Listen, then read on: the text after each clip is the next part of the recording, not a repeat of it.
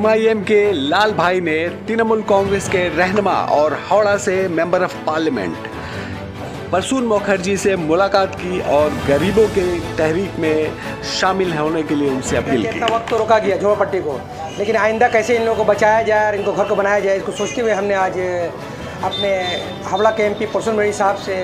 Phone पे बात की। और जब हमने बताया कि सर हम झोपड़पट्टी के ताल्लुक़ से आपसे बात करना चाहते हैं, तो उन्होंने कहा कि फ़ौरन उन्होंने कहा कि भाई आप मेरे ऑफिस में आइए, आपसे हम बात करेंगे। और उसके बाद जो है हम एक डेलीगेशन के साथ में उनके घर पे गए, जो घर के नीचे उनका ऑफिस है, और उन्हें मुलाकात की। एमपी प्रसून बनर्जी ने लाल भाई को ये यकीन दिलाया कि वो उनकी इस तहरीक में शामिल हैं और वो इस मामले को दिल्ली ले जाकर पार्लियामेंट में उठाएंगे और हुकूमत से कोशिश करेंगे कि यहाँ से गरीबों को उजाड़ा ना जाए। सारी बात जो झोपड़पट्टी वाले से तफसील से सुनी, काफ़ी वक्त उन्होंने दिया,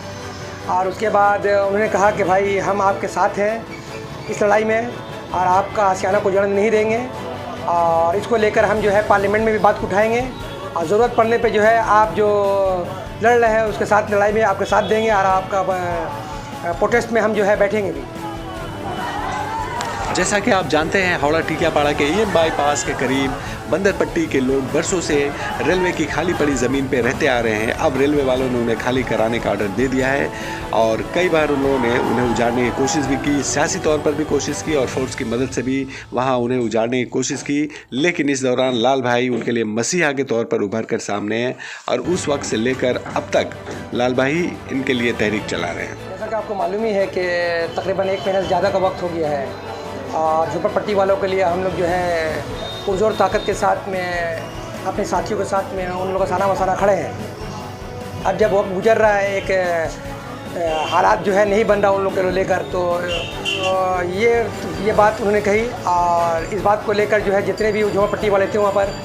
बहुत खुशी का इजहार किए। उन्हें लगा कि एक नया ज़िंदगी मिला। इसको लेकर हम प्रसून मुखर्जी साहब का तहे दिल से शुक्रिया अदा करते हैं कि आज जो है एक तौर पे बोला जाए तो एक मसीहा बन के सामने आए। हिम्मत मिला उनको कि अब आशियाना हमारा नहीं उजड़ेगा, और इसको जो है प्रसून मुखर्जी साहब जो है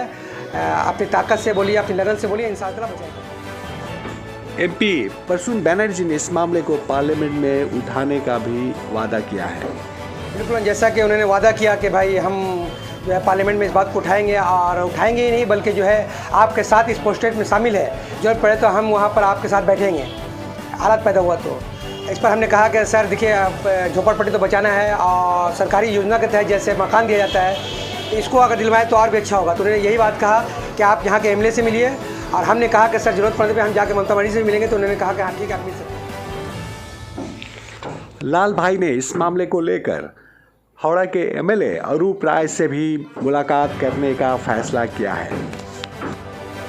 बिल्कुल, हम अरूप भाई के साथ जाएंगे, जैसा आज प्रसून मुखर्जी ने हमें आश्वासन दिया, दिलासा दिया, और साना बसाना गरीबों के साथ खड़ा होने का वादा किया। हमको उम्मीद है कि हमारे अरूप राय साहब भी जो है हमारा साना बसाना खड़ा होकर इन गरीबों का साथ देंगे, और उनका आशियाना को एक छत के तौर पर तब्दील करेंगे, और उनके चेहरा को मुस्कुराते हुए उनको जो है एक नई ज़िंदगी तब्दील है। आज जो सरकार, ममता सरकार जो आई है,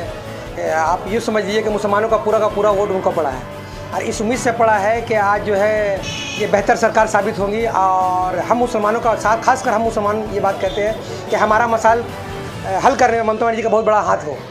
इसको देखते हुए एक उम्मीद हमारी है कि कहीं ना कहीं ममता बनर्जी जो है इस मसाइल को हल करेंगी, सेंटर से लड़ाई लड़ेंगी, और जो है इनका हकूक़ के लिए इनको जो है आशियाना देंगी, और ये कहें कि ये सरकार को जो चुना है इन गरीबों ने, ये उनको खुशी होगी कि ये सरकार जो है आज जो साना बसाना खड़ा होकर हमारा जो है हमारे हकूक़ को दिलाई, और एक नया आशियाना में हम कदम रखें। सर देखिए, असल तो ये है कि रेलवे का जो जगह है ये फजूल जगह है, इसमें किसी भी तरह से उनका प्लानिंग शूट नहीं करता। लेकिन एक सेंट्रल की एक प्लानिंग आप समझिए, नरेंद्र मोदी की सरकार की एक प्लानिंग जो है, जहाँ मुसलमान बस्ती होती है वहीं पर ये लोग जो है अपनी प्लानिंग करते हैं। आज हम जो उम्मीद करते हैं अपनी स्टेट की सरकार, खासकर ममता बनर्जी से, कि अगर वो सेंट्रल की इस हरकत को रोकने में कामयाब हो गई तो हमारे दिल में वो उसी तरह जगह बनाएंगे जिसको उम्मीद करके हमने उनको वोट दिया था। जगह से इनका कारोबार, उस जगह से उनका जो है रोज़गार मुसल्लिक है, उस जगह से जो है उनके बच्चे जो है बगल के पास के स्कूल में जाते हैं, उस जगह से है उनका बहुत सारा चीज़ जुड़ा हुआ है। तो हम चाहेंगे कि कम से कम उसी जगह पर उनको मिले, ताकि बआसानी ज़िंदगी गुजर बसर कर सकें। और इस मामले में आपको और भी किसी तरह की मदद मिलेगी? अभी तो पहला कदम हमने उठाया है, और एमपी साहब से मुलाकात किया है, और एक उम्मीद की किरण जागी है, और आगे भी जो है ज़रूरत पड़ने पे जो है ऊँचे अधिकारी से हम लोग मिलेंगे और इस बात को रखेंगे ताकि ये मसाइल जल्द से जल्द हल हो और उनको अपना मकान मिले। रेलवे खामोश अभी बैठी हुई है, पता नहीं कि उनका दिल में भी क्या चल रहा है, उसको हमको फिक्र भी नहीं है, इसलिए कि हम हक़ों की लड़ाई लड़ रहे हैं। अब मस्जिद इत्तेहादुल मुस्लिमीन हर वो गरीब मजबूर लाचार के साथ है जिनको हमारी ज़रूरत है। नहीं, इसके बारे में हमने परसों मेरी साहब से कहा कि साहब देखिए, इसके लिए प्रोटेस्ट के लिए हम जो इनके साथ खड़े थे तो इसके लिए सेंट्रल हुकूमत जो है समन जारी किया था हमारे लिए, तो उन्होंने कहा कि ऐसा होता रहता है और अगर ऐसा होता है तो हम खड़ा होंगे और इसके बाद ऐसा कुछ नहीं होगा। बिल्कुल सर, और हमको खुशी है कि एमपी साहब हमारे साथ में हैं और जो उम्मीद हमने उनसे किया है इंशाअल्लाह ताला वो पूरा करेंगे और हमारे दिल में वो जगह बनाएंगे।